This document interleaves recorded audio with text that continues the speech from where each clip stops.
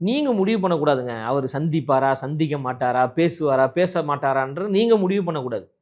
இப்ப எல்லாரும் அதானே சொன்னீங்க. இவரு அரசியலுக்கே வரமாட்டாருன்னு சொன்னீங்களா இல்லையா? சொன்னாங்களா இல்லையா? தமிழக வெற்றிக் கழகம் என்கின்ற ஒரு கட்சிய உருவாக்கி அரசியலுக்கு வந்தாரா இல்லையா? கொடியே அறிவிக்க மாட்டாரு அப்படின்னு சொன்னாங்களா இல்லையா? அழகா கொடி அறிவிச்சாரா இல்லையா?